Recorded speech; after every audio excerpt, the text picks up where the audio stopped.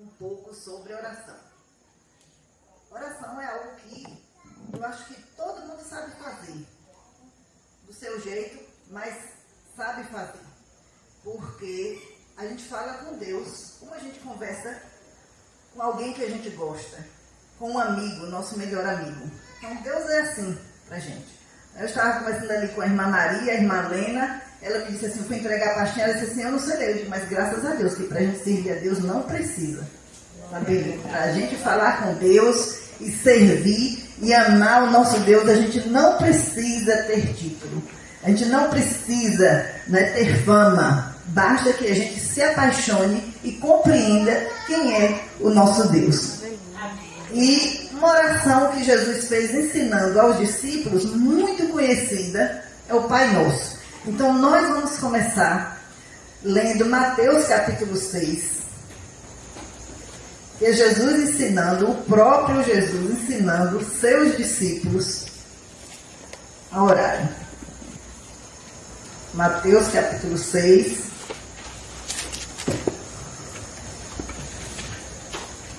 de 9 a 13.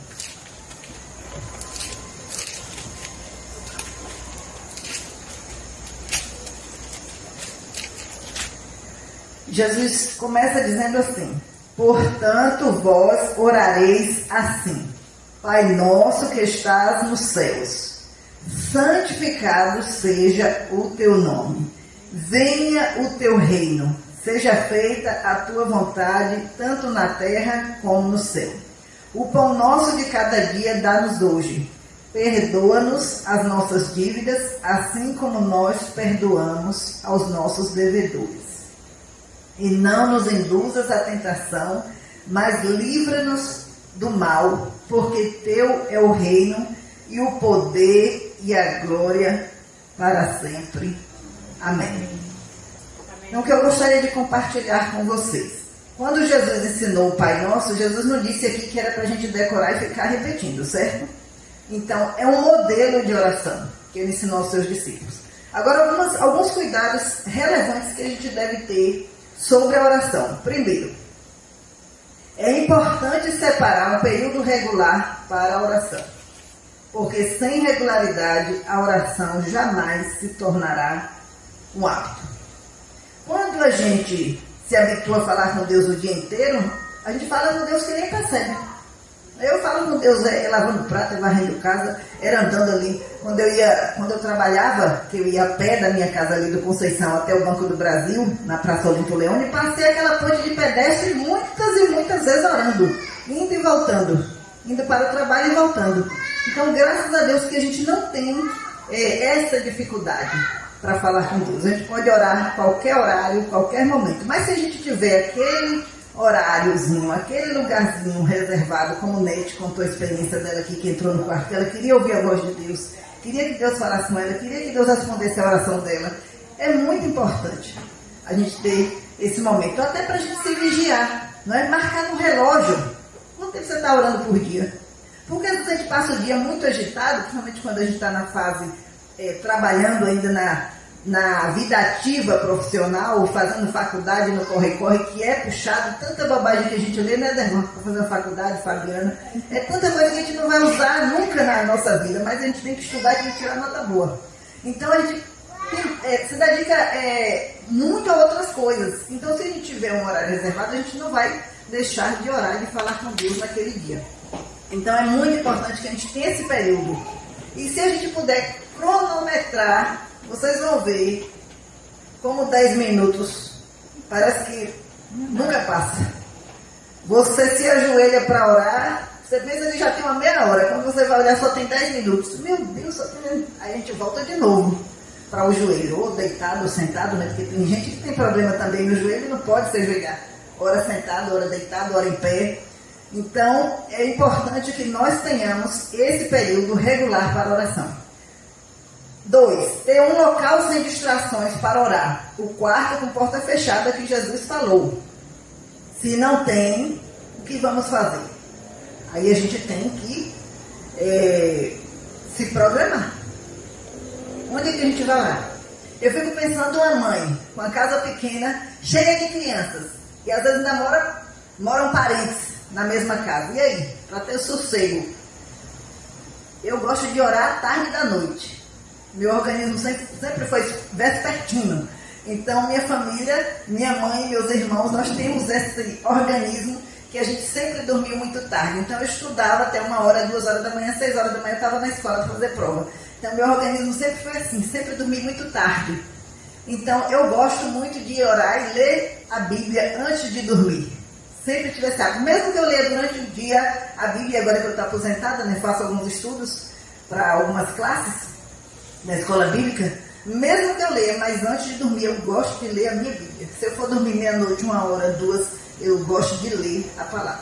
Quando eu estava trabalhando, eu chegava muito cansada, então às vezes eu lia 2, 3 salmos, mas eu não gosto de dormir sem ler a palavra. Isso é há muitos anos. Isso é um hábito, uma disciplina que eu criei na minha vida. Se eu viajar é a mesma coisa. E hoje é mais fácil ainda, né? Porque a gente instala a minha Bíblia, baixa no celular, então a gente tem a Bíblia em todo lugar. Se não puder levar, que eu gosto de levar. Eu tenho uma menorzinha, porque essa é grande e pesada. Eu tenho outra dessa. E eu gosto tanto dessa que comprei outra igual. Fora as outras que tem em casa em outras versões. E eu me lembro de um depoimento que eu li num livro há muitos anos de uma mãe que tinha muitos filhos. E ela disse que, como não tinha sossego na casa dela, não tinha espaço, sabe o que ela fazia? Ela orava dentro do guarda-roupa. Ela entrava, ela que era o lugar mais sossegado que tinha na casa dela, era o guarda-roupa. Então ela entrava no guarda-roupa, encostava a porta e orava lá. Mas aqui eu não estou mandando vocês orarem dentro do guarda-roupa. Gente vai dizer assim, a esposa do pastor disse para te orar dentro do guarda-roupa. Não. Eu estou citando aqui um exemplo de uma mãe com muitos filhos, uma casa cheia. E ela disse, parece que eram 11 filhos, se eu não me engano, e ela disse que o único lugar na casa dela que ela podia orar sossegada era dentro do guarda-roupa. Eu já oro nas madrugadas, porque o telefone não toca, só cachorro de vez em quando é que a gente ouve assim um latido, né? Mas a campainha não toca, o telefone não toca, o celular geralmente não toca, então a televisão está desligada, não tem ninguém assistindo, tem som alto, e aí é mais sossegada para a gente meditar na palavra e orar. Terceiro, devemos ser sinceros com Deus e orar com nosso coração e alma. Salmo 62:8 vai dizer, derramai o vosso coração perante Ele. Como é que eu vou orar mentindo para Deus? Se Deus vê tudo. O nosso Deus é onisciente, onipresente, ovidente, tudo. Deus sabe de tudo, faz meu coração, eu vou mentir para Deus. O que adianta? Qual é a vantagem que tem? Eu tenho que dizer a Deus, não, Senhor, olha, eu estou preocupada com isso. Olha, Senhor, eu menti hoje. Olha, Senhor, eu falei aquele palavrão. Olha, Senhor, então eu tenho que ser sincero. Senhor, o Senhor viu que fulano falou comigo, meu Deus, está me incomodando. Então a gente tem que ser sincero diante do Senhor. A gente vai comprar uma coisa, Senhor, estou precisando disso, Senhor. E a gente fica ali, orando, buscando o Senhor, colocando diante do Senhor com o nosso coração aberto. Deus é o nosso melhor amigo. Então devemos ser sinceros. Orar especificamente. Eu me lembro que quando eu fui casar não, a gente estava namorando ainda. 2 meses de namoro, meu marido, o pastor Geraldo, ele dizia assim, eu só caso quando eu tiver casa. Ele era rimo de família, né? A prima dele é essa aqui. Ela sabe de tudo. Prima carnal. A mãe dela é irmã da minha sogra. A avó é a mesma, né? Inclusive, eu acho que os dois eram os queridinhos da vovó, né? Ela e meu marido. Da vovó Cida. E ele disse assim, eu só caso depois que eu tiver casa. Com 2 meses eu dizia para ele assim, mas eu vou casar com você. Tenho certeza que foi você que Deus escolheu. Eu tenho medo dessas conversas.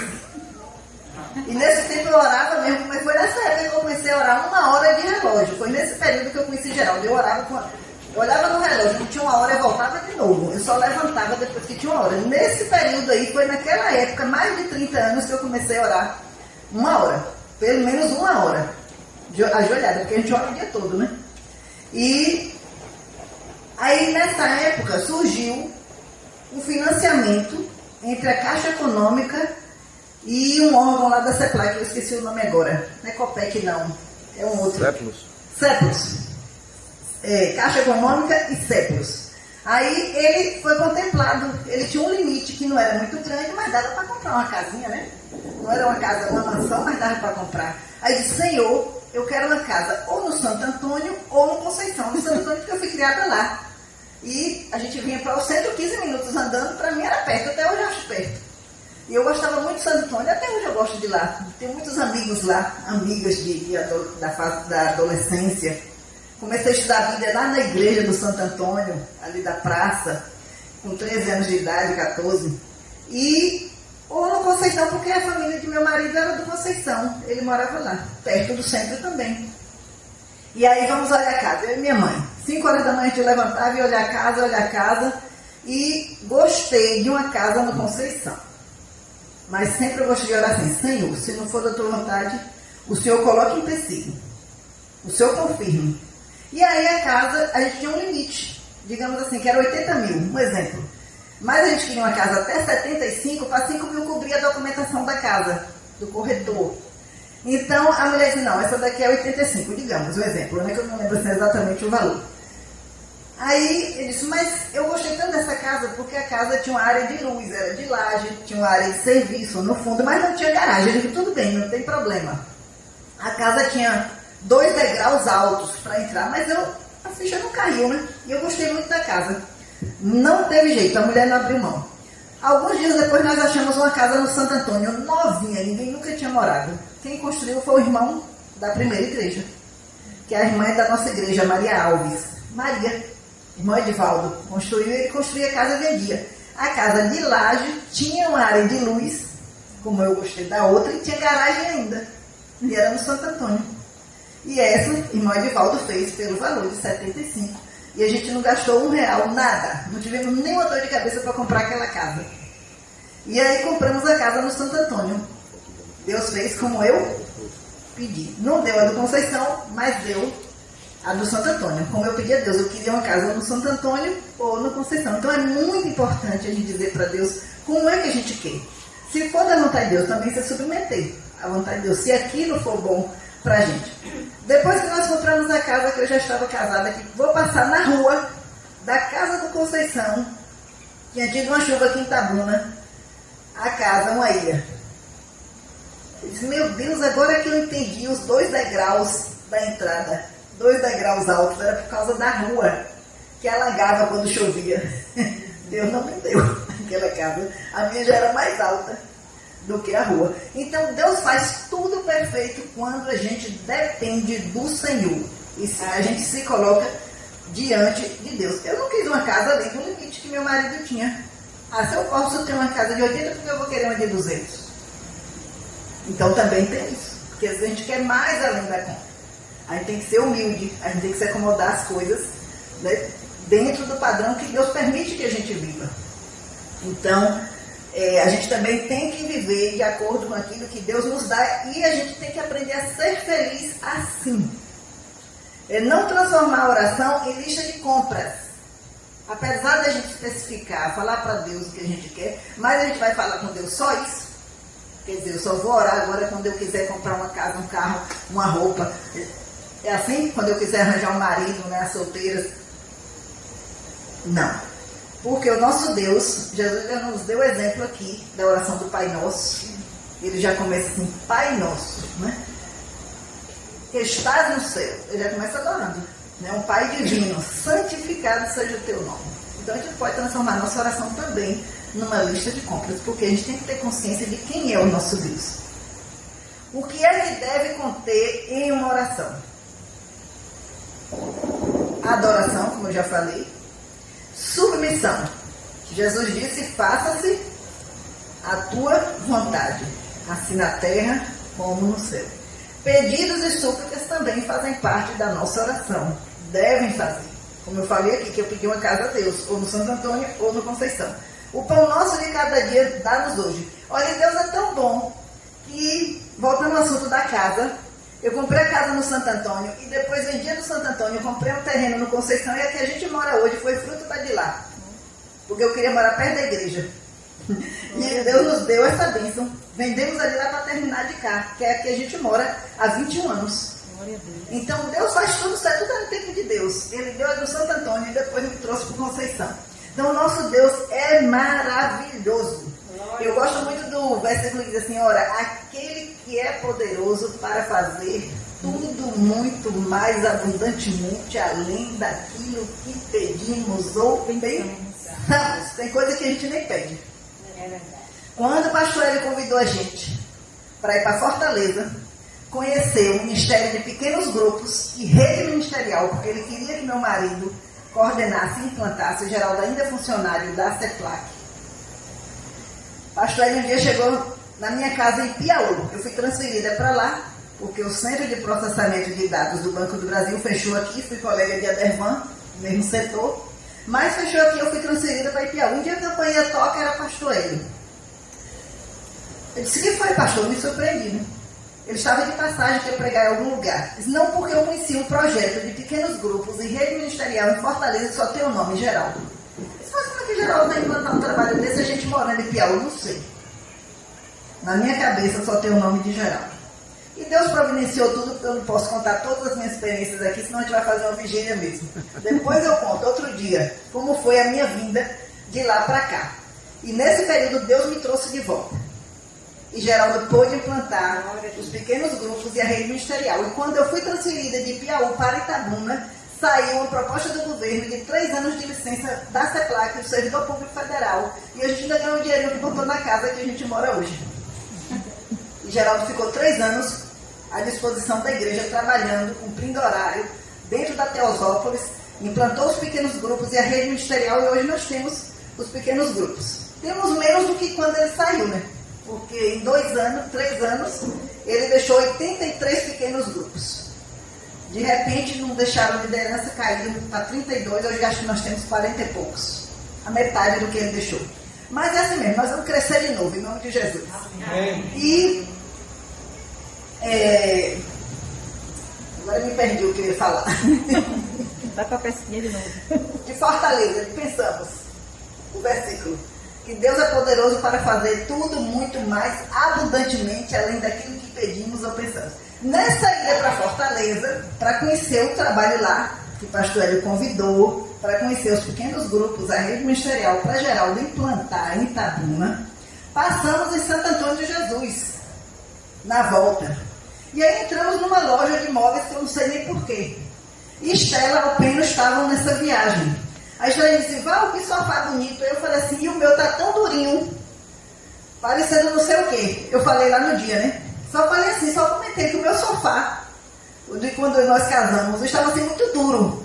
E o sofá era muito bonito lá em Santo Antônio de Jesus. Só falei isso. Gente, nessa fase nós estávamos implantando o encontro de casais em Piauí. E meu marido dizia assim, vamos logo implantar esse encontro de casais que eu quero voltar para Itabuna. E assim que nós implantamos o encontro de casais em Piauí, minha transferência saiu, que eu não sei até hoje como. Sem anuência do gerente. E eu fui transferida para Piauí. Geraldo ficou de licença da CEPLAC por 3 anos. O tempo suficiente para implantar os pequenos grupos e a rede ministerial. E no último dia, quando a minha transferência saiu, que eu cheguei em casa, diga o que tinha na minha casa. Não tinha ninguém de Piauí lá. Só tinha Estela comigo. Na hora que eu falei assim, e o meu sofá tá tão duro, ele tá lindo. Um sofá, a coisa mais linda do mundo. Tiraram o meu velho lá, a turma do encontro de casais de Piauí, fizeram uma vaquinha e compraram um sofá, a coisa mais linda do mundo. Em forma, aquele assim, de L, enorme, bem maior do que o meu e bem mais moderno. Maravilhoso. Esse Deus não vale a pena de servir? Então eu nem pedi a Deus um sofá novo. Quando eu cheguei em casa, eu estava lá, servindo a Deus na obra, correndo, trabalhando muito, muito com 3 crianças pequenas, entrando 8h30 da manhã e saindo 10 da noite do banco, saía do banco sem jantar, ia para o quartel-general do encontro de casais para olhar o material que o pessoal estava fazendo para a gente implantar o encontro lá. Mas Deus cuida da gente. Deus cuida daquele que está na obra. Não se desespere. Sirva a Deus. Deus vai cuidar de você e da sua família, porque Ele é um Deus fiel e Ele cuida de tudo. E era isso que eu queria contar, a história do sofá, porque eu não pedi, só pensei e falei. Assim, só tinha Estela, não tinha ninguém de Piauí. Ninguém. Confissão também deve ter na nossa oração. perdoa as nossas dívidas. Jesus nos ensinou a pedir perdão a Deus. E uma coisa que tem me preocupado muito no meio evangélico é os evangélicos não se reconhecerem como pecadores. Parece que os evangélicos hoje deixaram de ser pecadores. É uma arrogância espiritual de se achar melhor do que o outro que está lá na denominação tal. No meio batista a gente não sente muito isso, mas a gente sente das outras denominações com relação a gente. Só quem está lá na denominação tal é crente, é salvo. Quem é batista e presbiteriano, coitado. Usou o calço, botou o brinco, está perdido. Então, essa arrogância espiritual que Jesus não ensinou, porque Deus não criou denominação nenhuma. A igreja de Jesus é uma só. E Ele conhece quem faz parte da sua igreja. Não é denominação A, não é presbiteriano, não é católico, não é batista, assembleiano, cristão do Brasil, não sei o que, adventista, pereira. Isso tudo é criação do homem. Deus conhece a sua igreja. O fato da pessoa ser membro de uma igreja evangélica não quer dizer que a pessoa seja salva. E hoje eu tenho me preocupado muito com o meio evangélico. Eu já disse para vocês que eu sou de origem católica, comecei a estudar a palavra de Deus aos 13, 14 anos na igreja do Santo Antônio, mas já convivia com minha avó, que era um exemplo de cristã. Minha avó ia para a igreja, assim, uns 20 metros da casa, na roça. Ela ia 3 vezes por dia rezar. 6 horas da manhã, meio-dia e de noite. Minha avó não xingava, minha avó não bebia bebida alcoólica, minha avó não tinha vaidade, minha avó não usava roupa indecente. Minha avó era uma santa. E eu digo assim que o maior exemplo e referência de fé cristã foi a minha avó, católica. Poucos crentes hoje não, porque eu me converti com 15 anos, né? Há muitos anos, eu comparo com minha avó. É pouca gente. Minha avó, tudo que tinha era para dividir. Minha mãe contou uma história que meu avô deu um faqueiro enorme para ela. Ela dividiu tudo. 3 garfos para um, 3 facas para outro. Ela achava que era muito para ela, um faqueiro com mais de 100 peças. Então ela saiu dividindo com os trabalhadores, os filhos, gente. Então minha avó era assim. Era uma pessoa apaixonada por Deus dentro do conhecimentozinho que ela tinha ali. Porque ela era semi-analfabeta, mal sabia ler, mas era apaixonada. Apaixonada, viu, Lena? Minha avó não tinha estudo nenhum. Apaixonada por Jesus. E a nossa família imensa, ela criou 14 filhos, cada filho com 12, 13 filhos. A nossa, acho que é a menor, com 5 filhos. Uma morreu, ficamos 4. E a fé dela foi a base de toda a família. Hoje quase todos nós somos evangélicos. Temos pastoras, temos pastores, tudo que é denominação tem na nossa família. E ela nunca criticou a gente por ter mudado de religião. Então Deus conhece quem faz parte da sua igreja. E nós precisamos confessar os nossos pecados a Deus e nos arrepender. A igreja de Jesus precisa se arrepender. A igreja desses últimos tempos precisa muito se arrepender. Eu costumo dizer que as 7 cartas do Apocalipse foram escritas para a igreja, não foi para o ímpio. E Jesus disse: eis que estou à porta e bato. Se alguém abrir a porta, eu entrarei e cearei com ele. Ele está falando para os crentes. Não está falando com o ímpio, não. A gente usa esse texto para evangelizar, né? Mas as cartas do Apocalipse foram feitas para as igrejas da Ásia, para os crentes. Então a gente precisa se arrepender, a gente precisa pedir perdão a Deus. E uma outra coisa importantíssima que deve fazer parte da nossa oração é a ação de graças, agradecimento, gratidão. Nós temos que ter um coração grato com o Senhor e para com o Senhor. Então a gente é muito mal agradecido, porque nós temos muito mais do que o necessário para a gente viver. Temos ou não temos? Verdade. Por menos coisa que a gente tenha, nós temos mais. E a gente sempre está assim, remoendo, e às vezes reclamando, murmurando, e às vezes a gente esquece de agradecer. Olha a pandemia. Obrigada. Olha a pandemia que nós estamos vivendo. Gente, nós estamos vivendo num tempo difícil. Que essas últimas gerações, eu digo assim, depois da Segunda Guerra Mundial, para os europeus e quem se envolveu na guerra, eu acho que é o tempo mais difícil que nós temos vivido. E nós estamos aqui hoje. Não é um privilégio. É verdade. Hoje eu falando... Hoje eu falando com a moça que foi fazer a faxina lá em casa, eu digo, eu agradeço muito a Deus, porque nesse período todo de pandemia, meu marido exposto ali, a igreja fechada, e ele lá com a equipe, transmitindo os cultos. Meu missionário ancião acompanha lá de perto, né? A igreja fechada, e ele se expondo. Meu menino com pânico porque ele não queria que o pai saísse, porque ele é do grupo de risco, ele pertence a diabético. E eu dizia para ele, mas seu pai é o pastor da igreja. Se seu pai não tiver coragem de enfrentar, quem vai ter? Quem vai enfrentar? Seu pai tem que enfrentar. Ele tem que ir. E ele ficava naquele pânico logo no início da pandemia, com medo que o pai saísse. Mas graças a Deus estamos vivos. A gente não sabia se a gente ia viver. Depois eu pensei assim, a igreja fechada, eu disse, quando chegou em junho, que a coisa se prolongando, muita gente morrendo, eu disse, Geraldo, nós temos que fazer alguma coisa. A igreja é idosa. As pessoas vão começar a morrer, a gente não vai ver mais essas pessoas. Vamos visitar pelo menos os idosos. Vamos visitar como se a gente não pode entrar nas casas. Eu digo, a gente visita do passeio, da janela, do muro, como a dona Ciana e Silvia, né, que moram no Goscalão, uma casa lá em cima, na varanda, eu do meio da rua, geral do meio da rua mesmo, literalmente. E a gente orando e lendo a Bíblia, do meio da rua. Qual é o problema?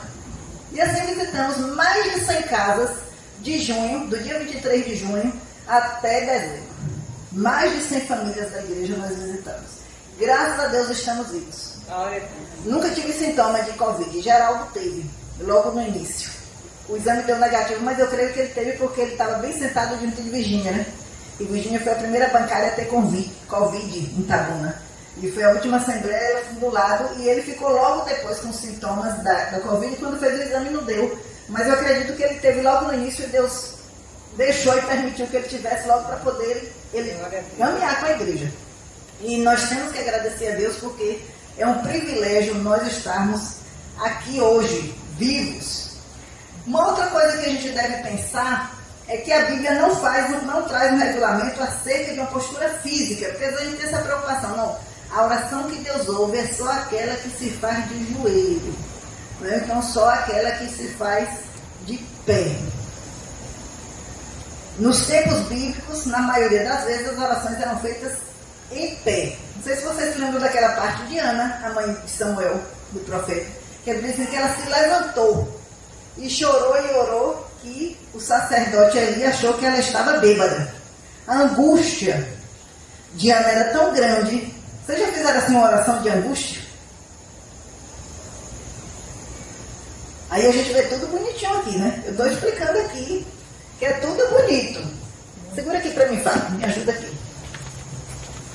Mas às vezes a gente faz a oração da angústia e Deus não deixa de ouvir. Isso aqui é um acróstico que o pastor Bill Hybels ensina pra gente não esquecer do que deve conter uma oração. Então aí ele faz A de adoração, C de confissão, A de ação de graças e S de súplicas. É um acrósticozinho só pra gente gravar. Quando a gente for orar, naqueles momentos mais tranquilos, a gente orar assim, não, minha oração, meu Deus, eu quero agradecer ao Senhor hoje por alguma coisa. Não, suplicar, vamos pedir perdão, confessar. Confessei alguma coisa hoje, deixei de confessar. A Bíblia diz que aquele que sabe fazer o bem e não faz, pede. Então a gente pega todo dia. Porque a gente passa por um pedinte na rua, a gente não olha. A gente tem a oportunidade de falar de Jesus para o vizinho, a gente não fala. Todo dia a gente tem a oportunidade de fazer alguma coisa boa, mas a gente não faz, já está pecando.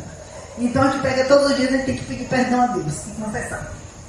Agora a oração da angústia. Por que eu estou falando aqui da oração da angústia? Porque eu falei tudo bonitinho aqui, né? Coisas importantes, separar um período regular de oração, não ter distração, ser sincero, orar especificamente, não transformar a oração em vista de compras, tudo bonito. Ter adoração, submissão, pedidos e súplicas, confissão, ação de graça. Oração perfeita, mas nos momentos de angústia a gente esquece tudo. Não é assim? Eu passei por um momento desse. Meu pai foi vereador em Pau-Brasil, sou natural de Pau-Brasil. Alguém já ouviu falar aqui? Pau-Brasil? Sou natural de lá. Meu pai era vereador lá, meu avô, meus tios. Passei muitos anos votando em Pau-Brasil. E pouco tempo para cá que eu passei, transferi meu título para Itabuna. Mas votei a maior parte da minha vida em Pau-Brasil. E meu pai, na reeleição, se candidatou novamente à reeleição. Minha mãe já estava muito sofrida porque meu pai gastava todo o dinheiro, tudo que a roça dava de cacau, ele gastava todo na política. Sabe que política antigamente em cidade pequena, a casa lotava, né? Era carro para ir buscar. Minha mãe fazia comida 3 vezes por dia, 3 vezes para almoçar. A casa cheia. E a família grande, e muito amigo que nasceu por lá, e aí já viu. Naquele tempo tinha isso, né? O tempo da cédula. Quem é do tempo da cédula aqui? Olha, ninguém, só eu.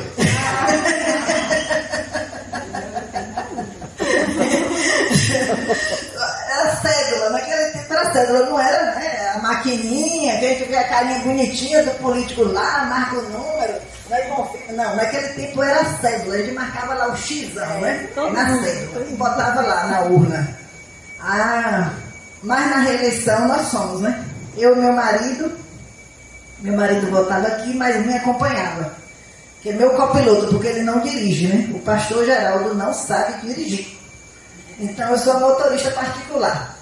E aí, fomos. Antes de sair, deixei minha mãe chorando no quarto. De tanto sofrimento por mais uma campanha. A metade da família já estava inimiga nessa época, a família dela, por conta da... Sabe política como é que é, né? Um está de um lado e inimigo do outro.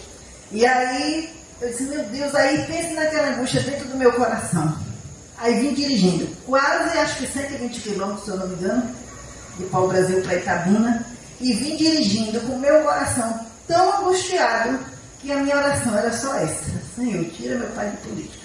Senhor, tira meu pai de política. A rádio descendo. Senhor, tira meu pai de política. Eu voltei de Pau-Brasil parecendo um papagaio, só repetindo a mesma frase. É uma oração completa? Não. É a oração da angústia. Você só sabe falar aquilo. E vinha a estrada todinha, dirigindo e assim, orando comigo mesmo, né? Silenciosa, Geraldo não sabia que eu estava orando. E eu orando, Senhor, tira meu pai de política. E ver minha mãe chorando, e a situação econômica grave, porque ele gastava tudo na política. Tudo bem. Isso em outubro de 92. Passado alguns dias, o resultado. Naquele tempo não é como hoje, né? A gente vota de manhã, de noite já tem lá a prega, né? Primeiro dos vereadores, fica todo mundo ligado na TV, na internet. Naquele tempo não tinha celular, tinha internet, tinha noite, tinha nada. Levava alguns dias para a gente saber o resultado. Aí, eu trabalhando lá no SESEC, no Centro de Processamento de Dados do Banco do Brasil, fui colega dele lá, meu irmão também era funcionário, é aposentado hoje do Banco do Brasil. E no meu horário de lanche eu fui até a cantina. Quando cheguei lá na cantina, encontrei meu irmão Esmeraldo Leite, por coincidência, que era de Pau-Brasil também, o pai político também, né, grande, seu Pedro Leite, lá em Pau-Brasil. Encontrei outro colega, só nós três, meu irmão e o Pedro Leite, e eu fui chegando. Quando eu fui entrando na cantina, meu irmão foi dizendo assim: Val, meu Deus, pai perdeu nas eleições, pai perdeu a política. Ô, gente, graças a Deus, meu pai. A minha reação foi essa. No meio da cantina, levantei os braços, graças a Deus, muito obrigada, meu Deus. E eu não tive outra reação, foi a resposta do Senhor. Agora vamos ver o resultado da política. Nas urnas onde meu pai devia ter voto, não tinha nenhum. Votaram tudo. Na outra que a irmã mais velha dele ia votar, não tinha. A menina que trabalhava com mãe não tinha voto. Não tinha um voto. Eu louvado seja Deus. Aí veio meu pai para minha casa, chorando. Chorando, não podia dizer, né, que eu tinha orado, né? E ele chorando. Chorando porque o governador da Bahia ia entrar com processo, ia rever as eleições, que ia fazer... Chorando mesmo como criança, nessa casa que Deus me deu lá no Santo Antônio. E eu quieta, né? Só. Eu chorando, né? Só consolando. Aí ele, não, pai, mas o senhor sabe que o judiciário é lento. Quando o governador entrar com esse processo, que saia, já está lá na outra eleição. Eu digo, o senhor não pode ficar confiando nisso. Meus queridos, com um mês meu pai se converteu. Chorando, foi para a Assembleia de Deus lá em Pau-Brasil. Eu era membro da Teosópolis já.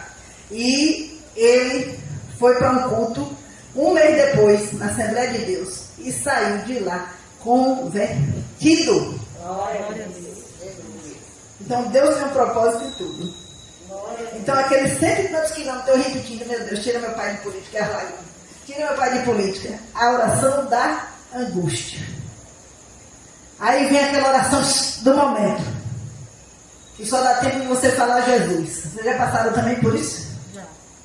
Tem horas que só dá tempo de você falar Jesus, que a coisa é tão rápida.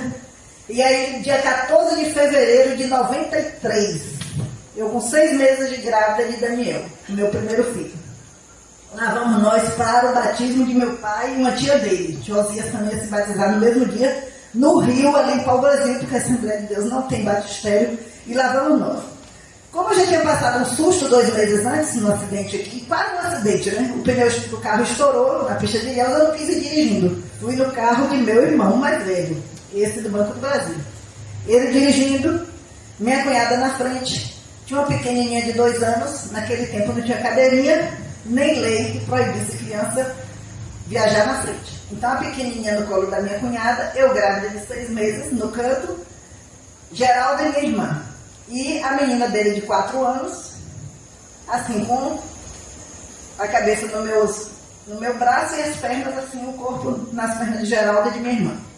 Na volta. Fomos para o batismo e no retorno, no Rio Branco, na segunda curva, de lá para cá, a gente atravessa ali, Rio Branco, tem uma curva grande que desce a ponte e a que faz assim, voltando, vindo para Itabuna. O carro do meu irmão derrapou, bateu 2 vezes no barranco, girou, rodou, e a minha sobrinha, que estava nos meus braços, eu só percebi que ela voou. E eu só pude dizer assim, Jesus! E o carro parou. Eu gritei, só dá tempo de você fazer isso. Falei, Jesus! Gritei assim, e o carro na mesma hora parou, porque o nome de Jesus tem poder. Aleluia. E quando o carro parou, eu desci correndo, vi que todos estavam vivos, minha cunhada de joelho no banco, gritando para trás minhas filhas, o banco do passageiro da frente, que era o de minha cunhada, quebrou o encosto, imprensou Geraldo e Wanda. E eu vinha no meio, na hora de sair eu passei para o lado de cá, então Geraldo, eu vinha no meio para balancear o peso do carro. E sentei atrás do motorista, com 6 meses de grávida. Se eu tivesse sentada no meio, com certeza, no mínimo, eu ia perder Daniel. 2 acidentes seguidos. 2 meses antes na estrada de Ilhéus e esse agora com 6 meses de grávida. E aí, desci do carro, eu não sabia como meu irmão tinha saído, porque na ida todo mundo lembrou do cinto. Na volta ninguém lembrou do cinto de segurança, já no finalzinho da tarde, 5h30 para 18 horas, quando nós saímos de Pau Brasil, do batismo dele. E quando eu desci do carro, eu vi que minha sobrinha, que estava no meu colo, ela tinha caído atravessada em cima da faixa e vinha o carro longe. Eu saí correndo e peguei minha sobrinha assim no chão, me abaixei rapidamente, tirei ela da faixa, porque o carro já vinha.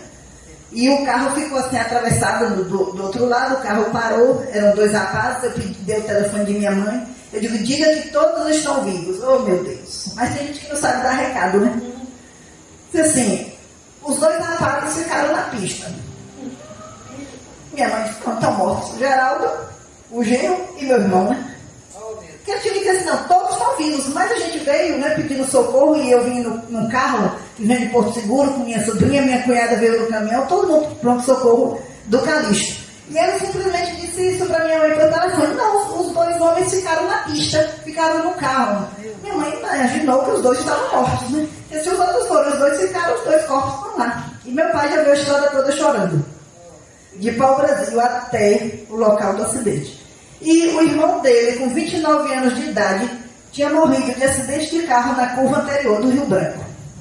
E no dia do batismo dele, inclusive nossa mudança para Itabuna, eu tinha 5 anos de idade, foi por conta da morte desse irmão dele, que faleceu. Era o caçula, muito amigos, muito próximos, e ele quase tirou a própria vida e viemos embora para Itabuna por conta da morte desse irmão dele. Eu tinha 5 anos. E quase que todos nós da família íamos morrer no dia do batismo dele, porque Deus sabe a libertação que foi operada na vida de meu pai. E o inimigo estava assim, muito irado. E meu pai, desde aquele dia, nunca largou a Bíblia. É um evangelista apaixonado pela igreja e por Jesus. Nunca largou. Passou por muitas tribulações e continua passando. mas nunca abandonou a igreja, a assembleia, lê a Bíblia quase que o dia todo, quando ele pode, e é apaixonado por Jesus. E era a mãe dele essa, que eu contei aqui, que a mãe dele foi base de fé para toda a família. E assim, nós viemos para Itabuna. Depois que a gente vai saber a história, a porta abriu do motorista e meu irmão saiu voando. Ele disse que como que alguém estivesse levando ele nos braços. E ele caiu lá. Não teve nada. Só teve uma cortezinha muito de leve assim nas costas. E a pequenininha, que estava no colo da minha cunhada, na frente, que podia ter sido jogada contra o barranco, porque o carro bateu 2 vezes contra o barranco. Quando a porta abriu, que meu irmão foi, ela foi junto. Ninguém sabe explicar. Só sujou a calcinha de areia. A pequenininha. A outra que caiu em cima da faixa, quebrou o braço. Eu não sabia se ela tinha quebrado o braço, costela. Mas quando chegamos no pronto-socorro, o enfermeiro veio logo pegar minha sobrinha. Eu fui ao banheiro, não tive nada, graças a Deus. Daniel também não teve nada. Hoje está com 28 anos, muito forte, muito saudável, graças a Deus. Então, assim, o nosso Deus é fiel e Ele cuida da gente.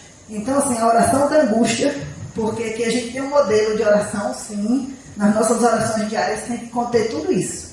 Gratidão, súplica, confissão, exaltação e adoração do nome do nosso Deus.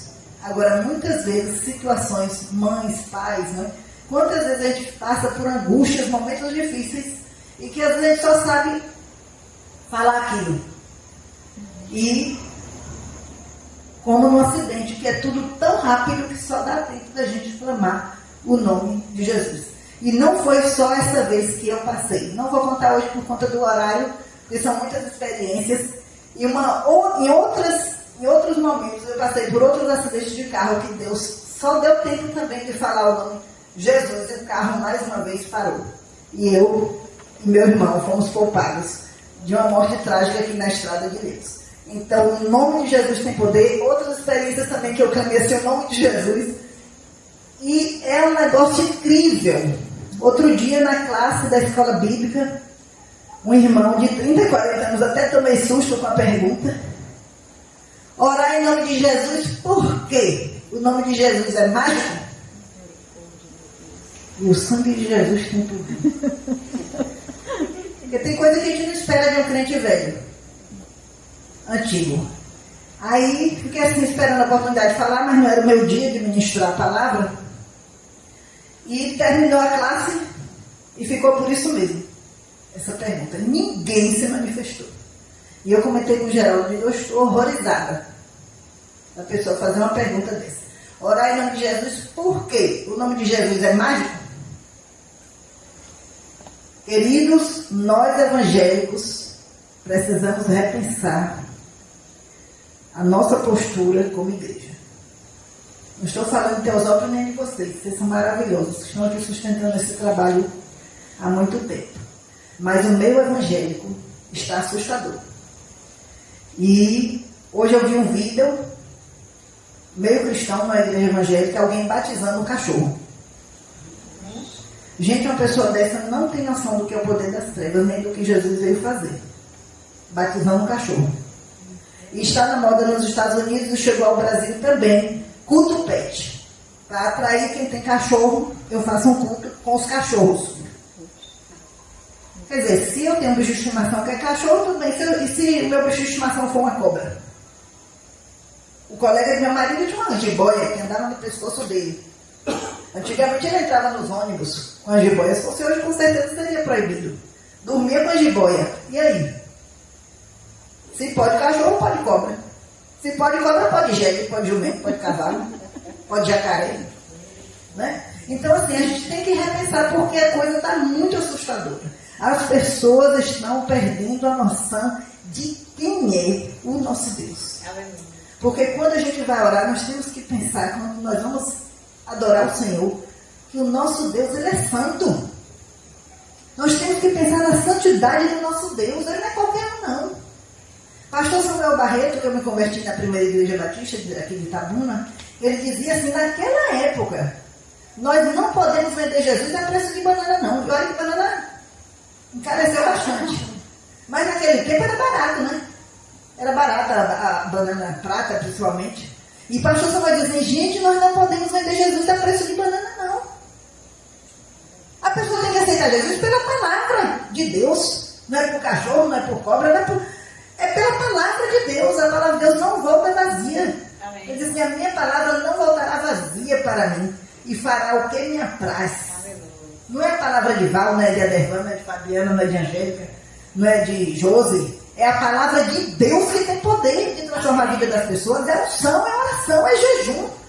Olha, a igreja do início do século, do primeiro século, a igreja primitiva, os ferrolhos eram quebrados, as correntes eram quebradas.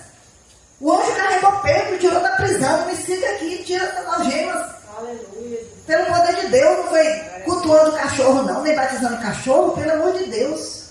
Está no vídeo aí, está na internet aí. Vocês botam lá, culto pet, vocês vão ver lá uma igreja de Goiânia, vai ser sábado. Está marcado para o dia 27 de novembro agora. O culto pet.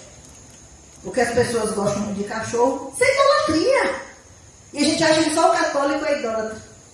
Não, tem muito crente idólatra. Idolatrando filho, marido, carro, que ninguém pode tocar. Carro é a coisa mais importante do mundo, ninguém pode dar um arranhão. Porque é a coisa mais importante do mundo. Ah, então a mulher, o carro tem mais valor do que a esposa, às vezes. Então, crente tem evangélico idólatra, sim. E nós precisamos pedir perdão a Deus, confessar nossos pecados, porque o nosso Deus é santo. Amém. O nosso Deus é poder. O nome de Jesus tem poder. Amém. Porque Deus responde as nossas orações? É porque o nome de Jesus é mágico? A Bíblia diz que o Espírito Santo leva as nossas orações com gemidos inexprimíveis. Ah, mas é porque o Senhor orar bonito.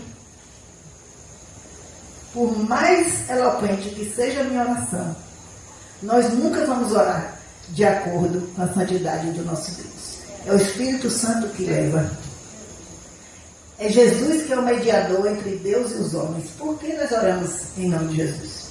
Por que nós pedimos em nome de Jesus? Porque Deus não vai ouvir a oração de Fabiana. Ah, eu estou orando aqui, Senhor. É Fabiana que está pedindo, não. É porque Jesus está como intermediário. Quando Deus nos olha, Ele vê aqui o sangue de Jesus. O próprio Deus estabeleceu isso. O próprio Deus estabeleceu isso. Então, é porque o nome de Jesus é mágico? Não, é porque Ele é o nosso mediador. Deus atende a minha oração, não é porque a oração de Val atende a oração de Josi, não é porque é Josi, é porque ela está pedindo em nome de Jesus. Então eu vou falar, mandar um recado para alguém. Olha, Fábio, você me vende bem baratinho aquele vestido. Olha, quem está pedindo é Geraldo, estou falando do seu primo. Aí, Fábio vai me dar um descontão. Ela vende um bocado de vestido bonito, viu, gente? Outro dia vesti um que comprei na mão dela, muitos elogios lá, viu? Ah, que bom. Aí eu fiz logo sua propaganda. Então, assim, Fábio vai me dar o desconto é porque Val está pedindo? Não, porque eu estou dizendo que é Geraldo que está pedindo, é em nome de Geraldo. Então, a mesma coisa, quando eu peço uma coisa a Deus, quando eu agradeço a Deus em nome de Jesus, Deus está respondendo, não é porque Val está pedindo. Ah, porque Val é assim, essa. Não. É porque o nome de Jesus tem poder. É poder, não é mágico não, é muito mais do que mágico. Aleluia. Então nós temos que entender e compreender quem é o nosso Deus, que não precisa de leitura, não precisa de título, não precisa de academia, não precisa de faculdade para a gente compreender quem é esse Deus. Isso é uma maravilha. Tanta gente culta e vai se perder. Porque Jesus disse: entrai pela porta estreita. Porque largo e espaçoso é o caminho que conduz à perdição. Mais estreito e apertado é o caminho que conduz à vida. E são poucos que entrarão por ele. A igreja sempre será a minoria. A igreja de Jesus, a igreja verdadeira. Não nos iludamos. Foi Jesus que disse, são poucos que entrarão por ele. Então, a gente tem que entender que a igreja verdadeira de Jesus sempre será a minoria. Então, essa é a palavra que eu queria falar para vocês. Deus continue nos abençoando, respondendo as nossas orações em nome de Jesus, nos livrando do mal, abençoando nossos filhos, sejamos perseverantes. Já orei. Não, ora mais. Já jejuei. Jejua mais. Ora mais, jejua mais, chora mais, pede perdão a Deus mais, confessa os pecados a Deus, não guarde iniquidade no seu coração, no meu coração. Vamos pedir a Deus para tirar a mágoa do nosso coração, seja de quem for, porque a gente não tem como viver em comunidade sem perdoar e sem pedir perdão. Às vezes a gente magoa uma pessoa e a gente nem sabe que magoou. Então não tem como viver como igreja sem essa palavrinha, perdão. Então assim, vamos continuar cultuando o nosso Deus. Esse Deus que é real. Esse Deus é real, esse Deus é santo. E Ele nos atende, Ele nos ouve, apesar de nós. Amém. Nosso Deus é maravilhoso. Amém. Louva a Deus pela vida dos irmãos que vieram aqui. Louva a Deus pela vida de Adervane, de Fabiana. Esse Ministério Sal e Luz que tem sido assim, uma bênção do missionário Anselmo aí, Laís, e a missionária Tainã ali. Vocês todos, Nete, a irmã Maria, Helena, outra que eu não sei o nome ali, de óculos. Noélia, o famoso Romário. E nós vamos cantar aquela música. Eu coloquei umas pastazinhas. Dá tempo de cantar? Eu coloquei umas pastas pretas aí na página 13. Nós vamos cantar esse louvor. Eu pedi a Romário para colocar aí na tela. Aí a sua letra, né? Não consigo. Vou colocar ali. Tá completa? Pronto. Então vamos cantar aí olhando para cima. Calma na oração. Vamos ficar de pé? Encontro paz, orar a Deus faz bem a alma, falar com Deus me satisfaz.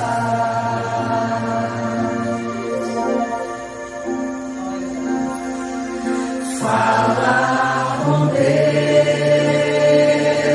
que privilégio, abrir a alma ao Criador, sentir que os céus estão abertos e ouvir a voz